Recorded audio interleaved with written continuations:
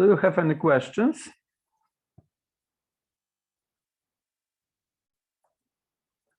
If no, let's proceed.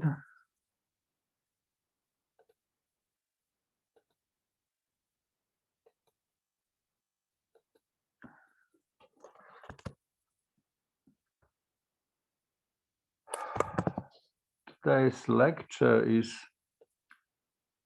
somehow difficult, but I should find quite a lot of information about the Turing machine in the internet, because the topic is very important in information technology and computer science. The man you can see on the first slide is Alan Turing, brilliant English mathematician who died in 50s previous century, has used to work with deciphering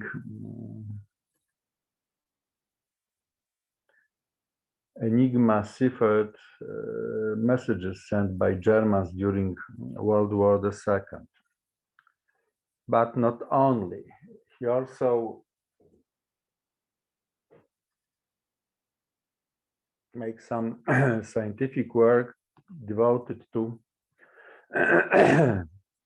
computation, but in general, not about constructing the computers, but about the main ideas behind the algorithms and such a thing.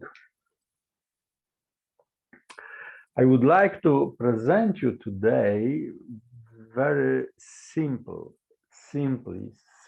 simplest or even simplistic device, very primitive in contrast with today's computers, but device which is really very powerful, slow but powerful. Today's computers are very complicated and it's very difficult to describe their operation, especially in theoretical way. So scientists start to search for an object which can be somehow treated as a computer, but is really simple.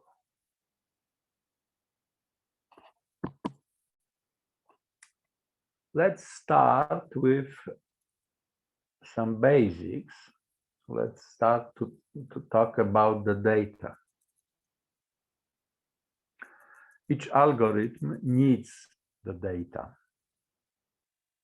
But how do we write down, describe all this data?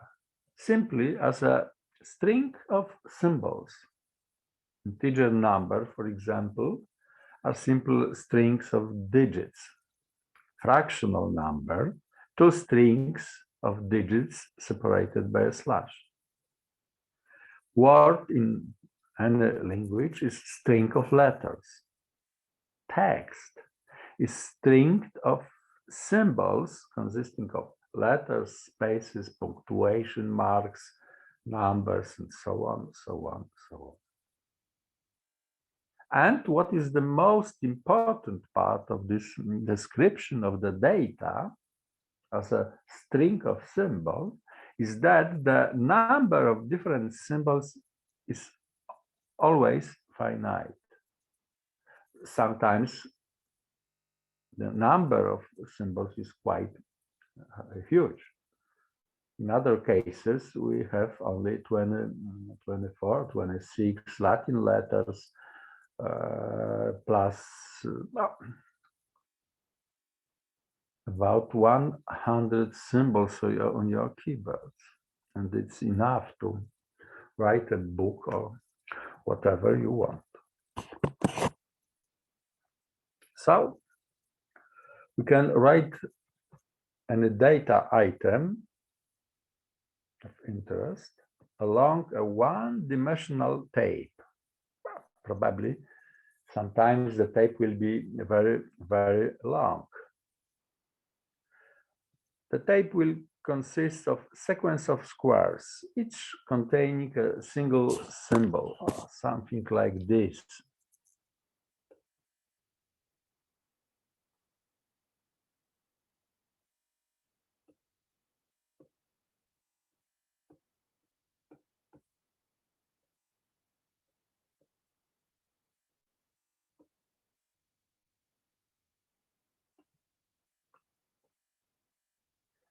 Tape containing squares, one symbol in each square, and number.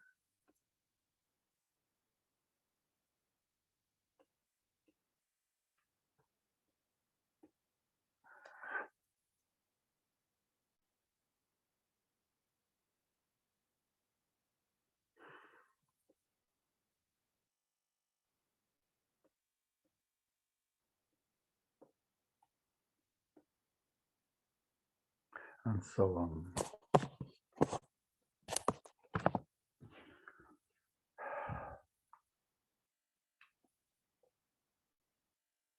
Yes, of course, to understand each other, firstly, we have to define finite alphabet, which will be used for communication, for storing the data. But this is, well, the less important part of the thing, because as you know, as I was telling, that there is finite number of symbols in the alphabet. Well, there was simple one data, and what about some data structures, like a vector, for example? But this is not a very big problem with data, which is something like this. The first element 23, 25, second element 78, 6, 78, and this can be right on a tape like this. We have to distinguish between elements using special character, but 25, for example, star, 7, 6, star, 7, 8, star, and so on, describes the compound structure like a vector. Well, thinking about two-dimensional array, we can spread out row by row, or something like this. This table can be written as a one star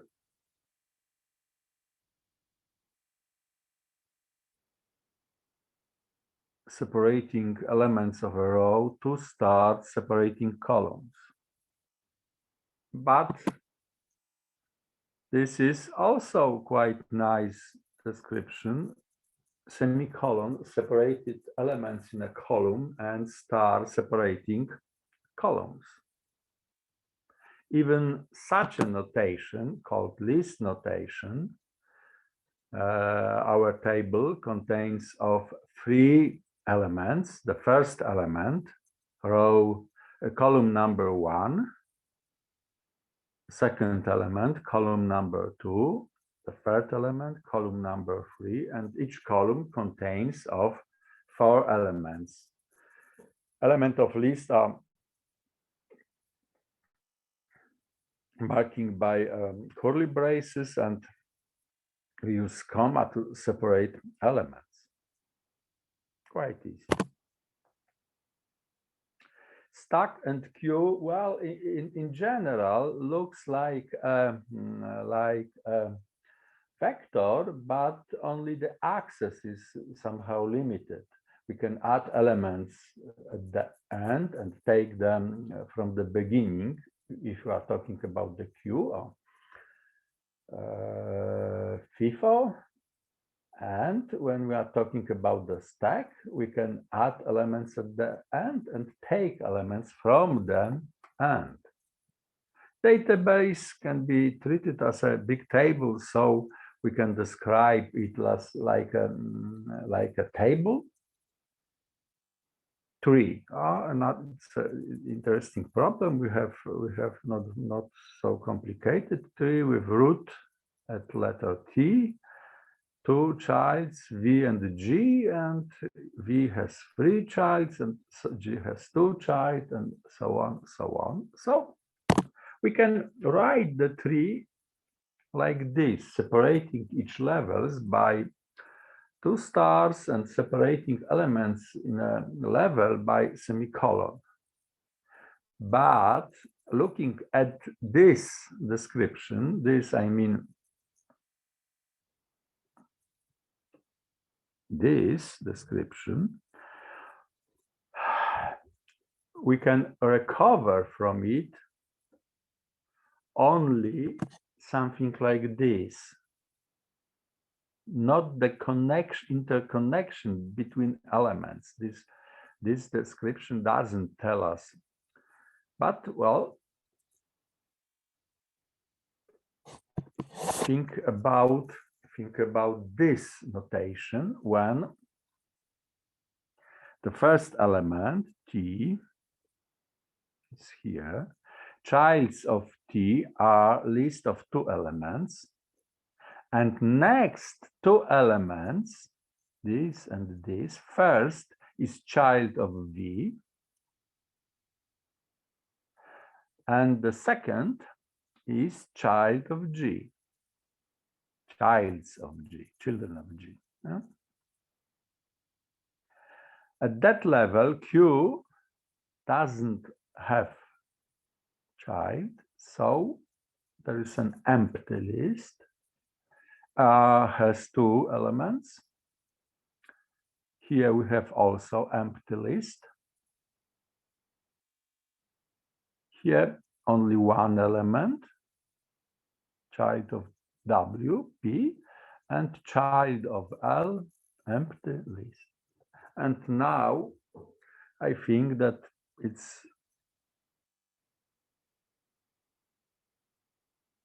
we can recover from this description the look of a tree, and this description, well, is linear. We can still write down each symbol on a tape, put it into squares, and so on, so on, so on.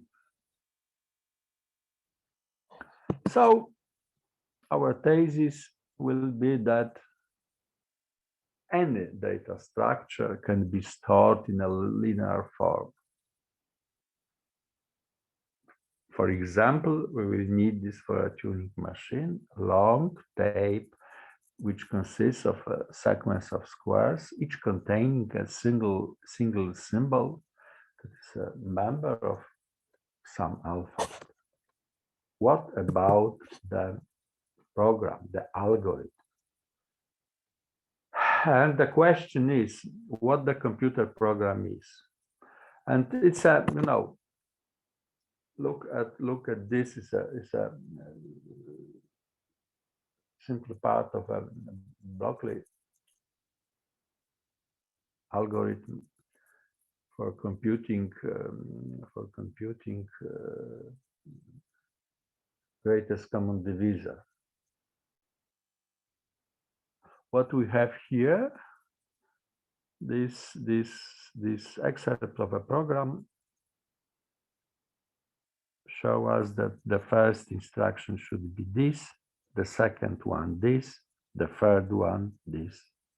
We can also add some additional structure, and now the first instruction is this, the second is this. Here we have a loop, and in a loop we have the first instruction, second instruction, third instruction, and this instruction will be computed at the end. Something like this. This is some kind of a control structure which tell us in which order we have to perform computation, where we have to make repetitions, the loop itself, or something like this.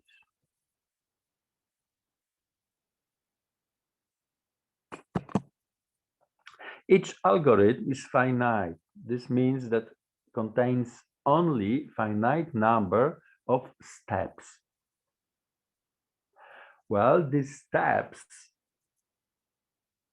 can be computed many times, but to something for B algorithm has to end. Each algorithm ends if it is an algorithm giving us the result. Transition between states depends on well, firstly, current state, and secondly, values of some data items. Not every data items, but only some data items. Let's look once again at a block diagram of a Euclidean algorithm, and each of these blocks can be treated as a one state.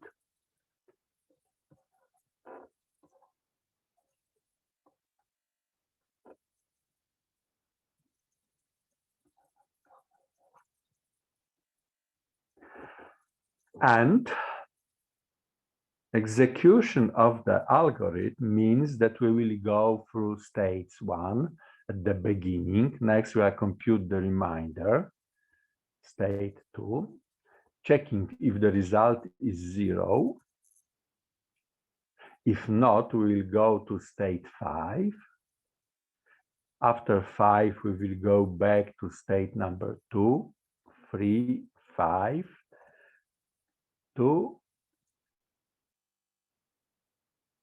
3, and the result is equal to 0, stop at state 4. This can be shorter or longer, but in general, the behavior of the algorithm depends on a reminder. At that stage, we are taking decision. If reminder is equal to 0, we will stop. If not, we will go away. So after state 2, we always go to state 3. After state 5, we always go to state 2. After state 1, we always go to state 2. After state 4, we will simply stop. And this is the idea of an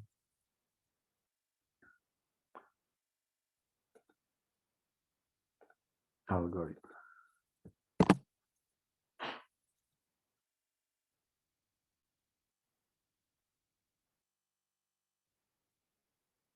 The most important part in this is that the text of the algorithm is finite.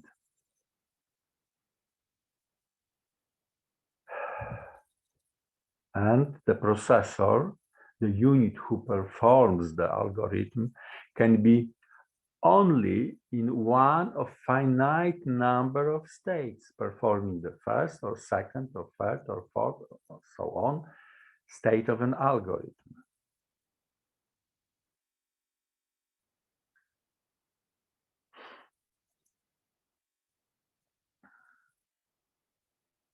So realizing an algorithm means that we are going through the states, or we are changing the state in which algorithm is at a time.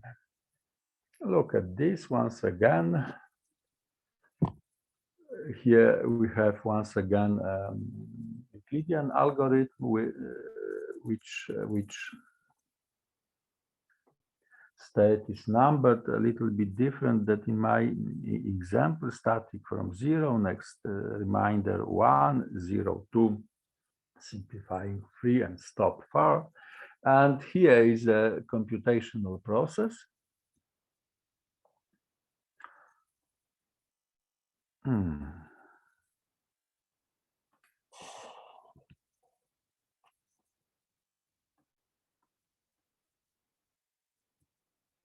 And here is state of an algorithm.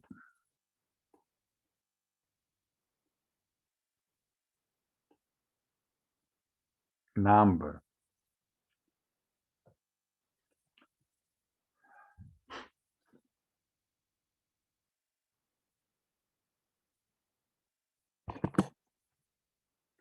And now is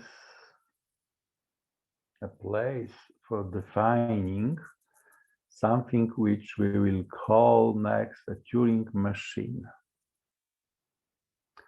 Finite set of states. Well, something like, well, algorithm.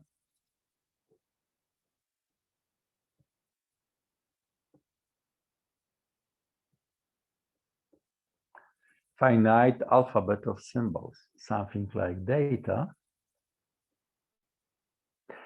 An infinite tape, which is marked off of squared data. Sensing and writing head that can travel along the tape, one square at a time, is some hardware.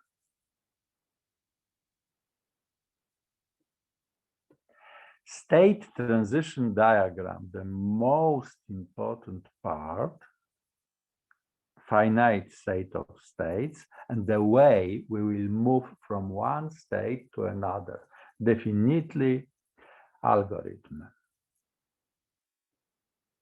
or software.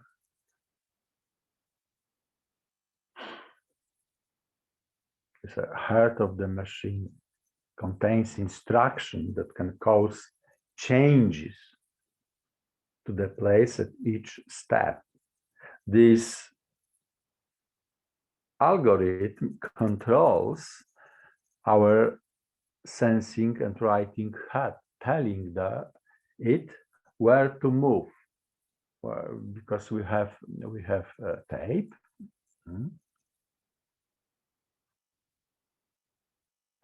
There is a head, and the head can move to the left or to the right, can read data and can replace data on a cell on the tape.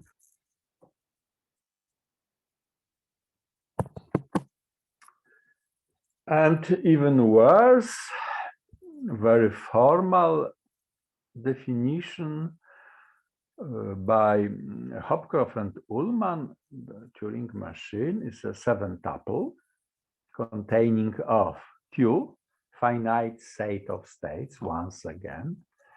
Gamma is an alphabet, finite set of symbols. There is very special one symbol, which is an empty symbol. And we have some subset of the alphabet called sigma that doesn't contain the empty symbol, and sigma is set of input symbols, data.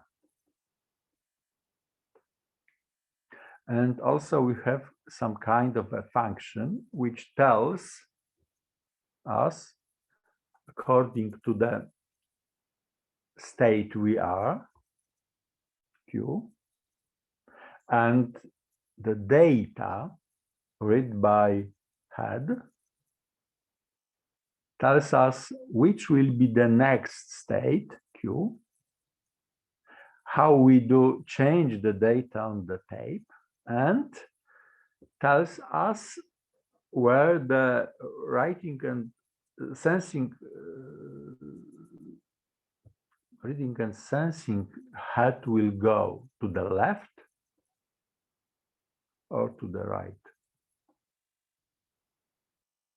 It's called transition diagram. Q0 is initial state, and we have some subset F halting states. Well, I think it's very complicated. You don't understand. So let's go to an example, but several more words. Transition diagram can be viewed as a directed graph. Each node will represent the state, and edges from one state to other state will be called transition and will be labeled with a code which will look like this on the screen. This means that when the head sees A, replaces it by B and moves to the left.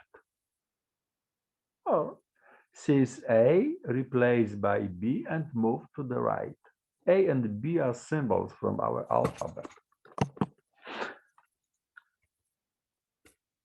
This is called trigger, A. B is an action, denotes the data written to the tape. L and R provides the direction to move for head. So we have something like this, state S, state T. There's a connection H between S and T. It's a directed graph, so we have an arrow. We can move from S to T, and we will move from S to T. When we will see A, we will replace by B and go to the left. When we will see C, other value, we will replace by B and go to the state U, for example. This is a diagram. The graph is quite complicated, can be quite complicated, but in my example, I will try to make it very simple.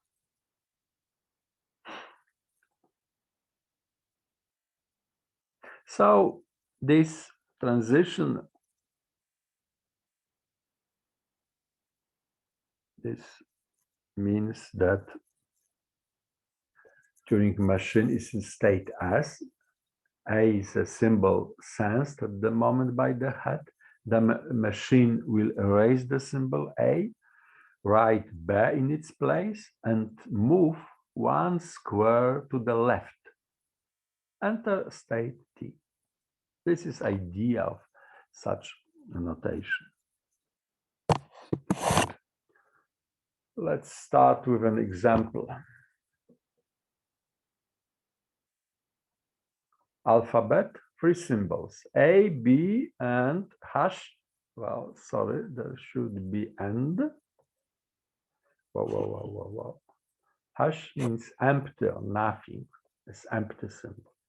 Our data in the tape is very, very long, filled with empty symbols on the left, and in some part we have something like this: A, B, B, A, and data ends, and tape is filled by empty symbols.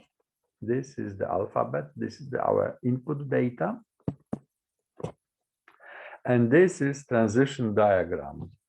Look here. On this diagram, this is very special state starting,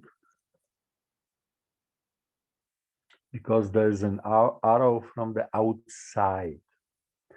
These two states are ending states,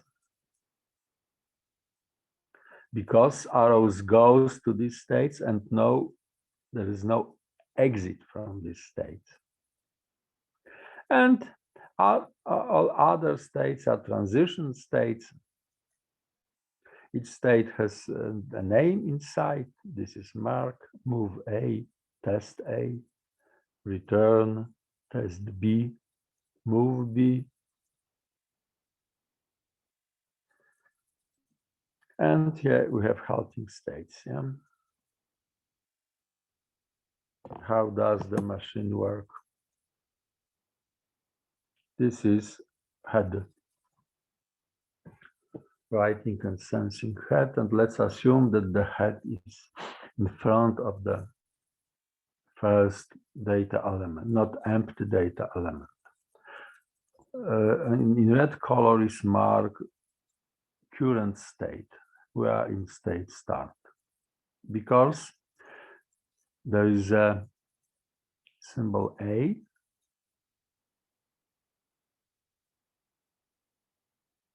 from the state mark. We can go up when we will see symbol A, to the right when we will see symbol empty, and down if we will see symbol B, but we are definitely seeing the head sees symbol A, so erases it, move to the right, and goes to state move A.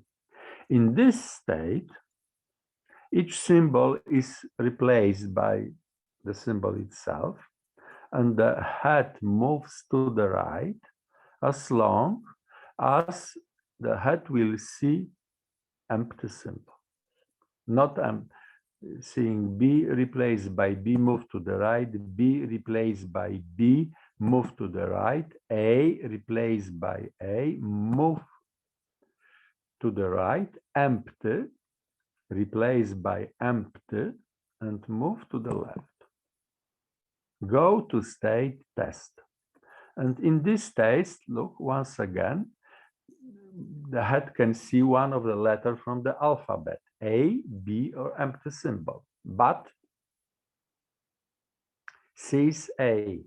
So raises A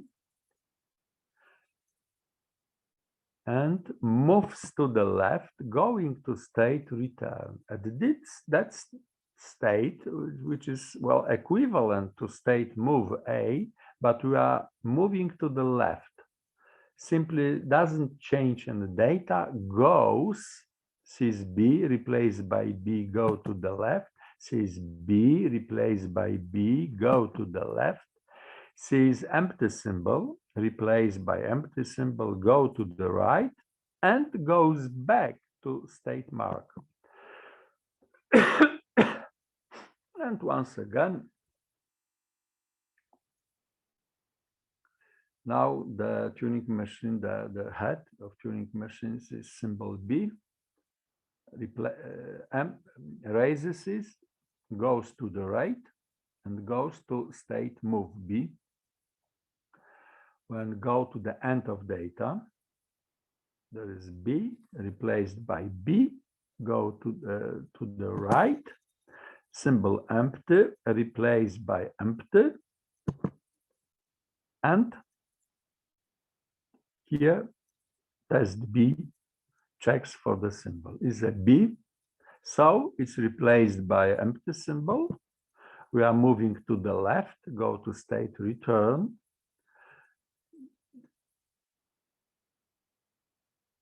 Head sees empty symbol, so replace it by empty symbol, goes to the right and goes to state mark. And in here still there is an empty symbol in front of head, so it's replaced by empty symbol. Head moves to the left and machine stops and at state yes. Well, as you can see, the halt, there are two halt states, yes and no. So what is the question the machine answers you? Do you know?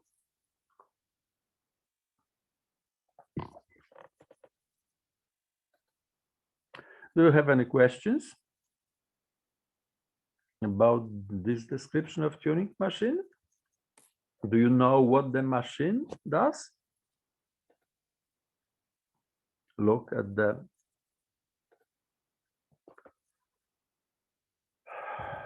diagram again. If no, let's go to example 2. The same diagram, only 4 items of data on the tape, but now the data are written ABAB. So what will be the answer of the machine? Yes or no? Maybe you know at that moment.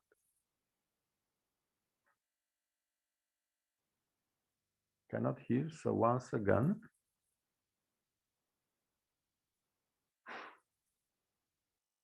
We are in state mark. Head sees letter A. So we are choosing the upper path. Erasing A, going to state move A, and going to the end of data. When the machine sees empty symbol, replaces by empty symbol, go to the left and go to the state test A. And in here, the machine sees symbol B on the tape. So replaces B by B, move to the left, and ends in state no. Maybe now you can tell what the question the machine answers is.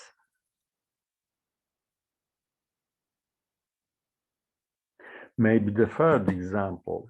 What will be the answer now?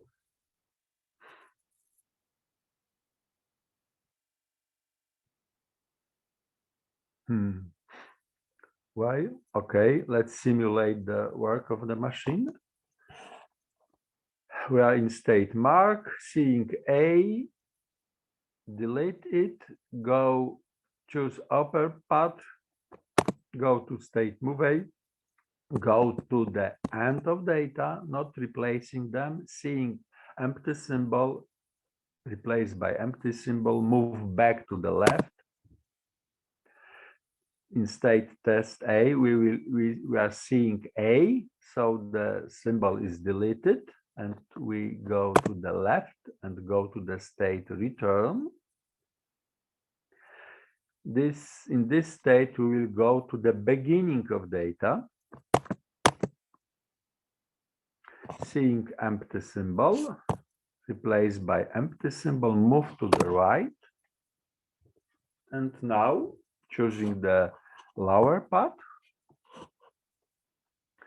we are deleting B, going to the end of data, moving back to the left and testing what is at the end, because we are seeing A, the symbol is replaced by A, tape had moved to the left, and we stop in the state no. Once again, do you know what the machine does?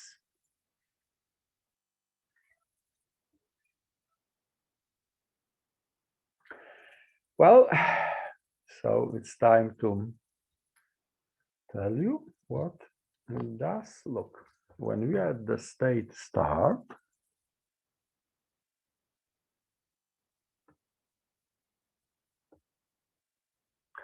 we can choose one of 3 paths. When the first symbol is A, we will choose the upper path. When the first symbol is B, we will choose the lower path. This one, I mean. We will end and the state test, and if the letter seen on the end of data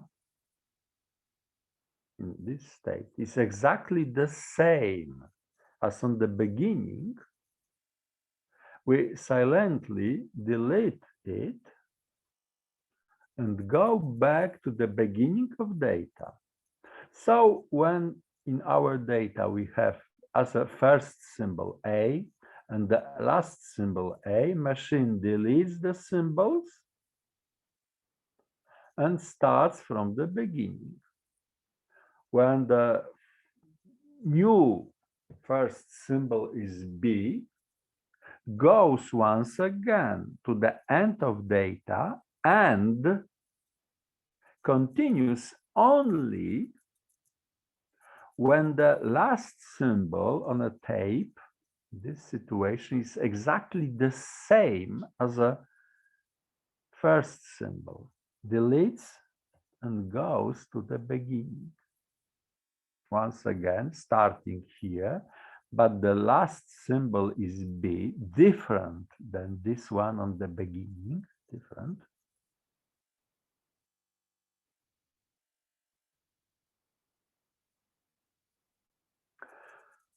We are choosing the upper path, go to the end. At the end, the symbol is quite different than the symbol on the beginning. If so, because the symbol differ, machine stops in state no. So the question answered by the machine is the text symmetrical? Look, when we have only one symbol on a tape,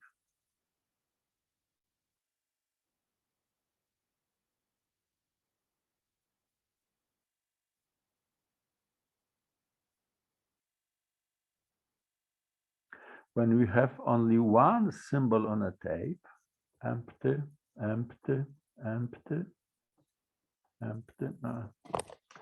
Okay. Look, the symbol will be deleted in here. We will go to the end of data and checking that the symbol is empty, the text containing only one letter is symmetrical. The empty text, I mean tape with empty symbols and head is in here, is symmetrical. Yes.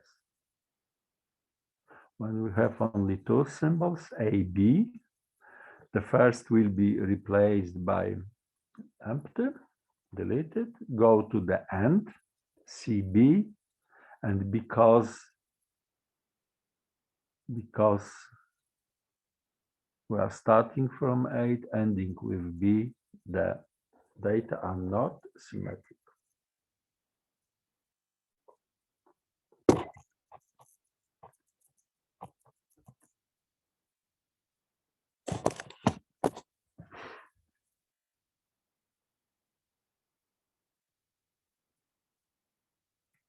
Well, let's assume that our alphabet consists now of empty symbol A, B, and C. The diagram is like this.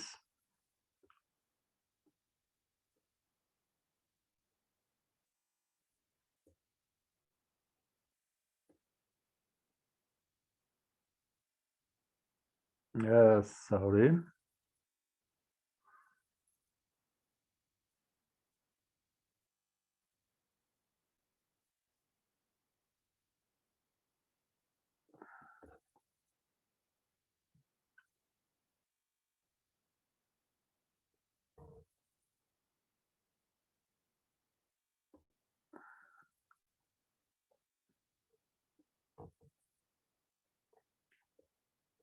This is path A. We're checking of A at the end to finish with yes or no. This is the path B. We're checking here for B, for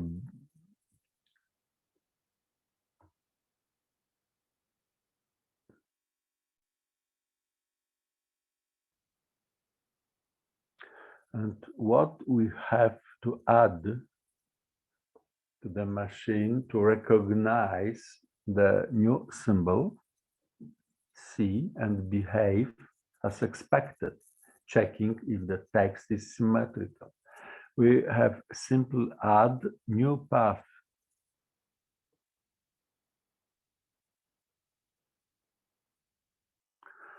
When it's entered, when as a first symbol we will see C, and If at the end we will see C, we will simply delete and go to the left. In any other case, we will stop.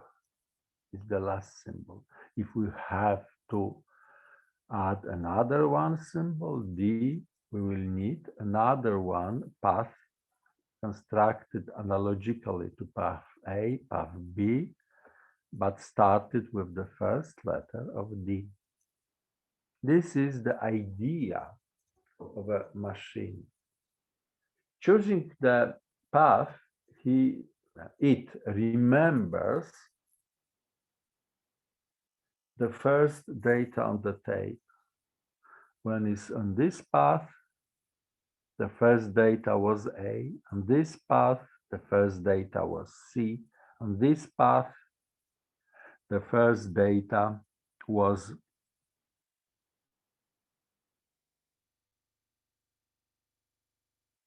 B. At this path, the first data was D.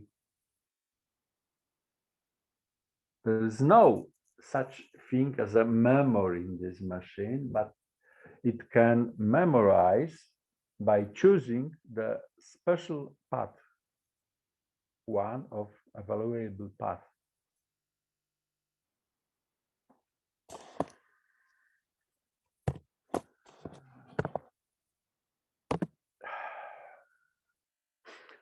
So the Turing machine can be viewed or treated as a computer with a very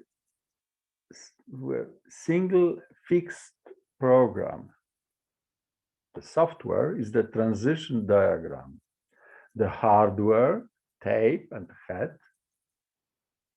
and some kind of a mechanism that allows to read the diagram and go through it, changing the states, changing the values on the tape.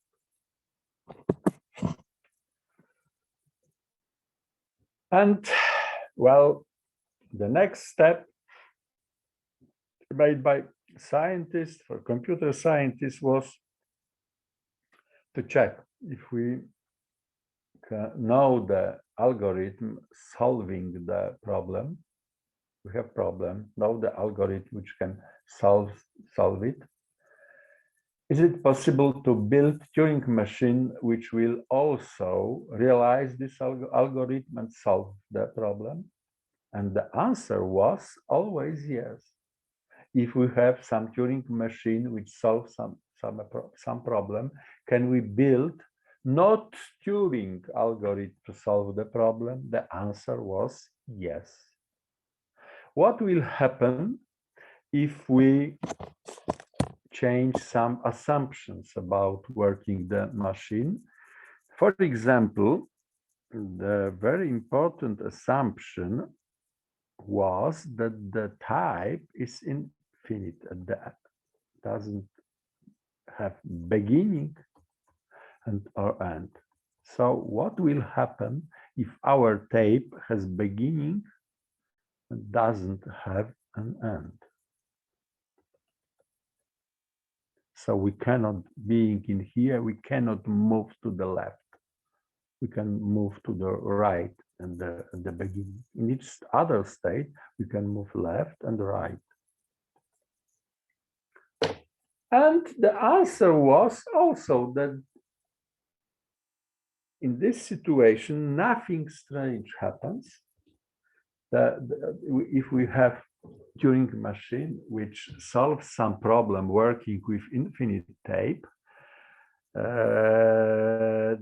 we can construct the machine which will solve the same problem with this when the tape has beginning, no end. Next was, and what will happen if our tape being two-dimensional and we can move to the up, to the right, to the left and down. And once again, if we have an algorithm working with infinite tape, we will simply use only part of our two-dimensional tape. So this algorithm will work also in this situation, not moving up or down. But when we have Turing machine solving some problem in this situation, we can also construct Turing machine which will solve the same problem using only one-dimensional tape. What will happen if our Turing machine will have two tapes, one for input and second for output? Cannot erase data, but only can change the data on the output tape. Once again, it's a little bit more complicated, but once again, if we have normal machine with infinite tape, moving left to the right, and have some diagram which solve some problem, we can rewrite this diagram and construct Turing machine working with input and output tape, solving also that problem. Each machine can simulate any other machine.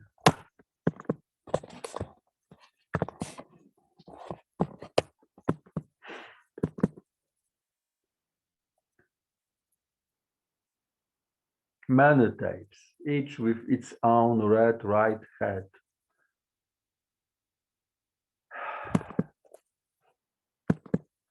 Non-deterministic Turing machine, the idea is that this machine is random, works in random way, but answers our questions, of course, in random way with some probability, but solves problem. And once again, we can build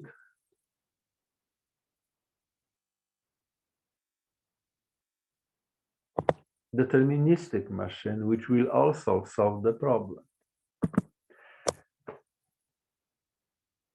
It can be proved that all these machines are equivalent. Each of this machine can simulate an other. So all Turing machines are equivalent.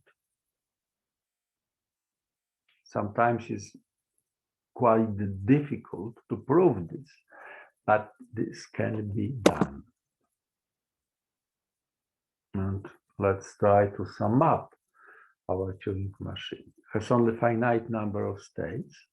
Programming of such machine is quite complicated. Let's try to build a Turing machine which can add two binary digits. Well, addition table is 0 plus 0 gives 0, 0 plus 1, 1 plus 0 gives 1, and 1 plus 1 gives 1, 0. So our data are 0, 1, and empty symbol. How to construct such a machine?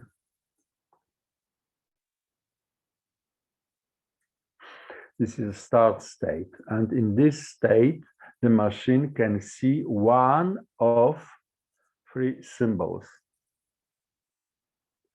0, 1, and empty symbol. There are three exits from the start state. Well, when the machine sees empty symbol at the beginning, there is probably something wrong with the data, error.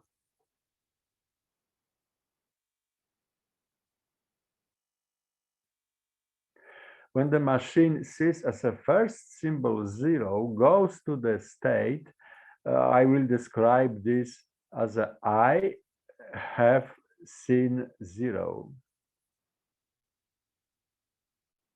When sees number y, one goes to the state y, I have seen 1. And once again, this is stop stop state. We are not moving from this, but at that state, the machine can see empty symbol.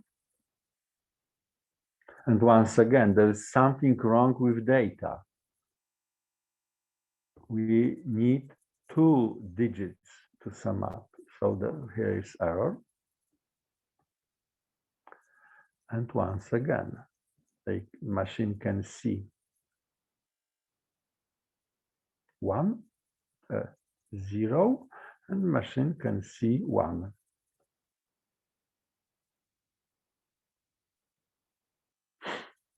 When the first digit is 0, the second digit is 0, goes to the state result 0. When the first digit is 0, the second is 1, go to the state result and goes to the right from this state, writing 0 at the tape. Here we'll write 1 at the tape. Yeah. When the first seen symbol was 1 and the second seen symbol is 0, the result is 1. When the first seen symbol is 1 and the second symbol is 1, we go to the state result 10. When the second symbol is error, we will go to state error. Empty will go to state error. And look, this should work. Sorry for a mess on a whiteboard, but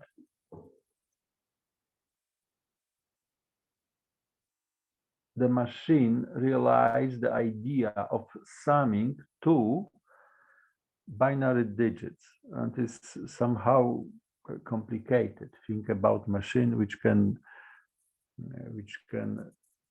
add to 8-bit numbers. Will be much more complicated. There is no arithmometer device which can add to numbers. The machine, the construction of the machine and choosing some path depending on the data.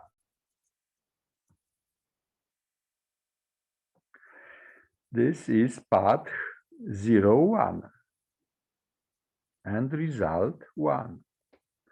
When we choose path 1, 1, the result is 1, 0. The path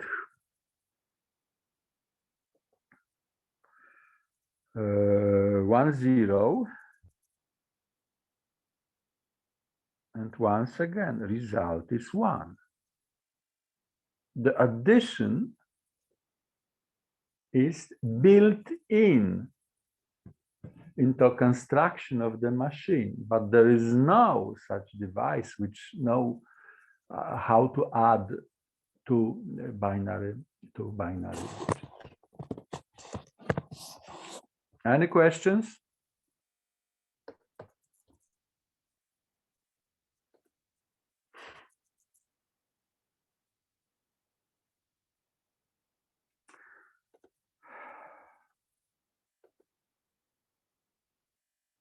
But there still is a question, but what really Turing machine can do?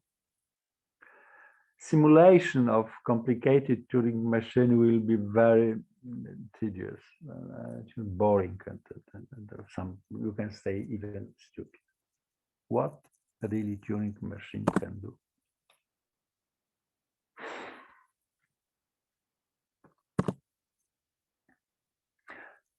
What problems can be solved by, well, appropriately constructed and programmed Turing machine?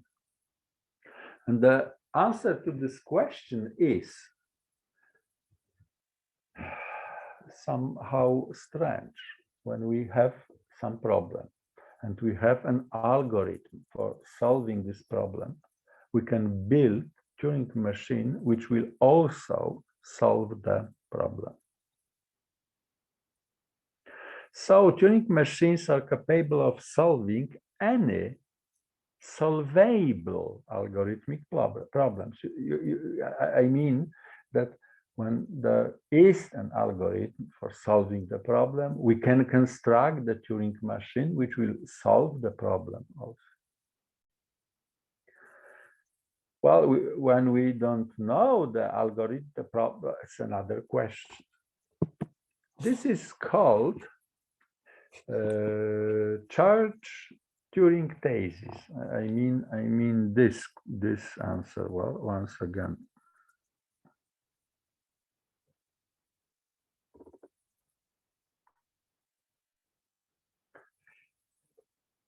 The other man, Church, was working on very similar problems using quite different mathematical apparatus to solve the problem, so-called function lambda.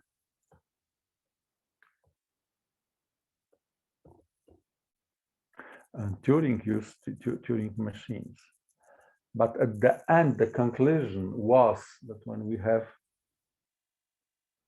some function which solves our problem, when we have an algorithm which solves our problem, we can construct series of lambda functions which will also solve the problem.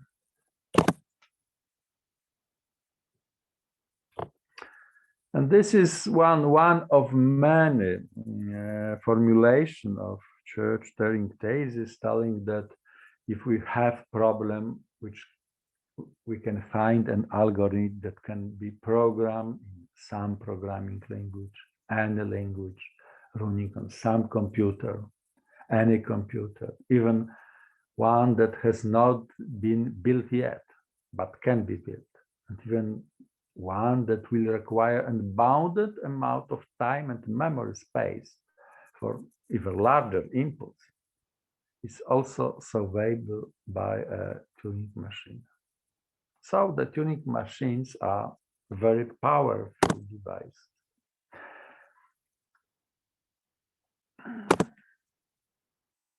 It can be proved that mechanical machine designed by Babbage, analytical engine, is equivalent to Turing machine. So the mechanical device which was developed in 19th century was so powerful as current Intel microprocessors. Powerful not in speed of computation, of course, but powerful taking into account the ability to solve problems. And it was also solved that Intel microprocessor is equivalent to some kind of a Turing machine. For each programming language, the scientists starting with prove that the language is Turing complete, meaning that you can program in this language every problem which can be solved by a Turing machine.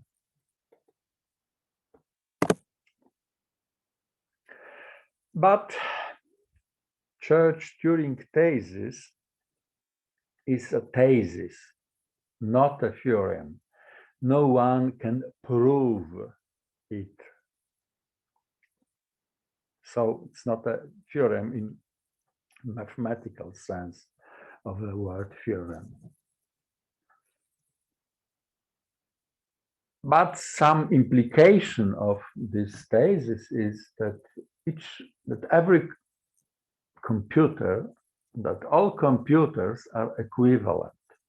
Even this supercomputer in supercomputer center is equivalent to your, well, laptop. But of course, The supercomputer is much faster, can solve bigger problems because has more memory, more processors. Other implication of Church-Turing thesis is that all programming languages are equivalent in the sense that every problem which can be programmed in one language can be programmed in any other language as well. So please do remember that when you try to make some programming, remember about the Google Blockly.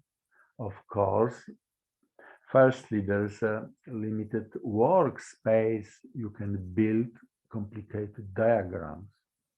But when you will find an algorithm to solve some small problem, you can also program this problem in any other language and solve it in using any other language. So it's a good starting point for building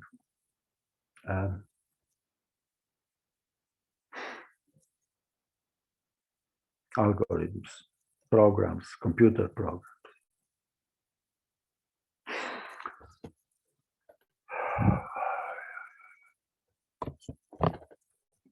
Any questions at that point? Still no. So let's go further. We're approaching the end of the lecture, which is probably the good information. Let's see, 24 persons. Quite nice, 6 person absent.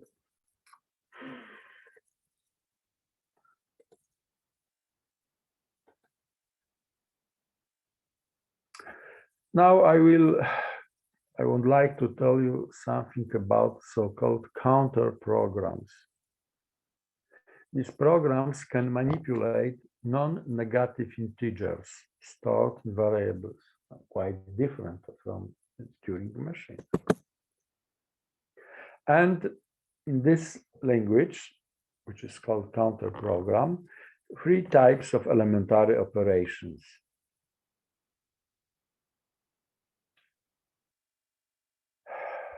Increase the counter, decrease the counter, but in the way that when the y is equal to 0, to y minus 1 will be again 0.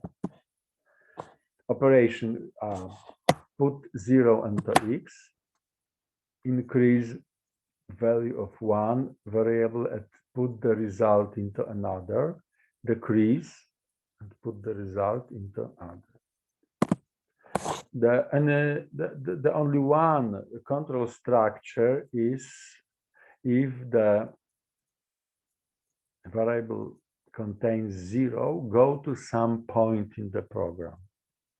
When we cannot find the destination, G here, algorithm simply stops. Well, it's quite simple and a little bit closer to von Neumann architecture, von Neumann computer, which contain processor able to do some arithmetic operations. Okay, we can only add one or subtract one from the value, but make some arithmetic operations. This is a simple counter program. X and Y are input data are X and Y. Z is output data. Here there is go to L, not existent label. So when we reach this point, the algorithm stops, means end of the program. And here, if we will go to A, here is A. Here, if U is equal to 0, we'll go to B.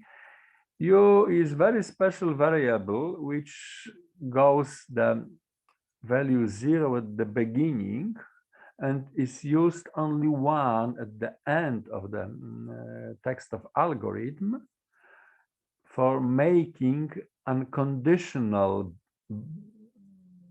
branch to point B.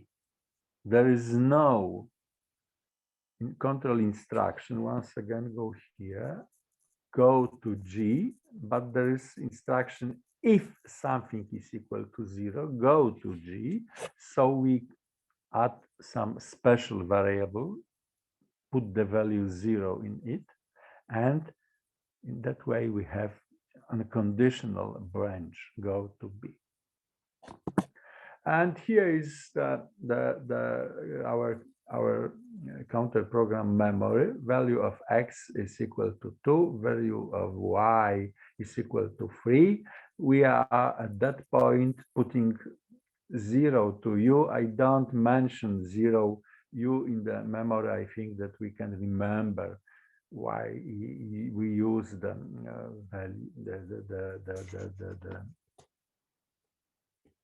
variable u. Putting 0 into z, if x is equal to 0, not, we will change value of x, subtracting 1. Next, we will put to temporary variable v value y plus 1, and next we will change v by 1. And these two operations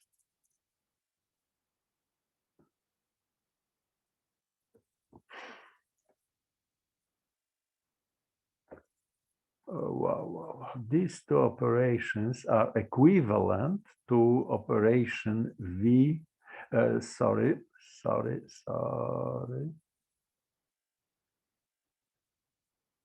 put y into v. There is no such operation in counter program. So we construct it from two operations, y plus 1, v minus 1.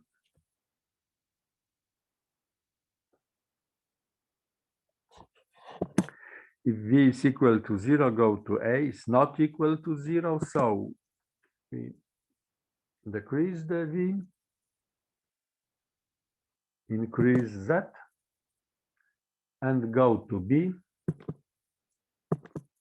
Once again, if v is equal to 0, we'll subtract 1, add 1 to z, go once again to b, not 0 still, v minus 1, z plus 1, go to b, v is equal to 0, so we will go to a, x is not equal to 0, so we'll subtract 1 from x, put y into v once again, and repeat several times operation of 3 times operation of subtracting 1 from v and adding 1 to z.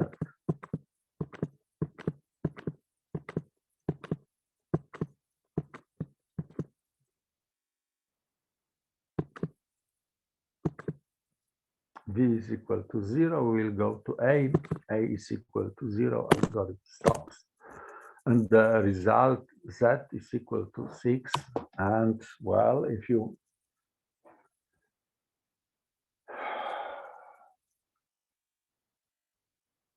understand the idea, this part is repeated x times. The value of x at the beginning was 2. And this part is repeated y times 3. So to sum up, this part is repeated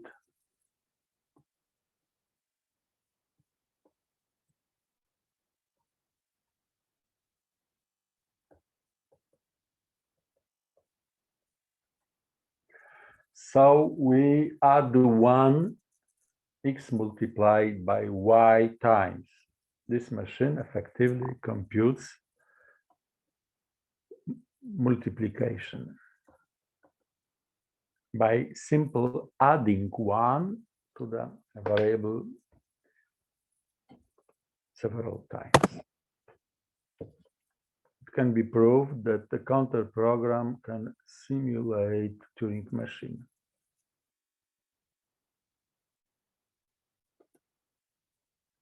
And that we can build Turing machine which will simulate counter program.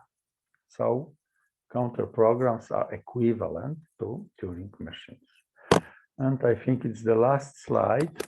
Do you have any questions?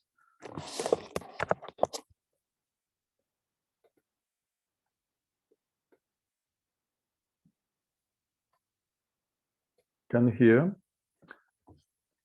Can see on the chat any question? If so, can we end the lecture at that point? Sorry, it's a little bit shorter than it should be. If no opposite voices, so thank you very much. See you next week probably, but I don't remember what happens next week.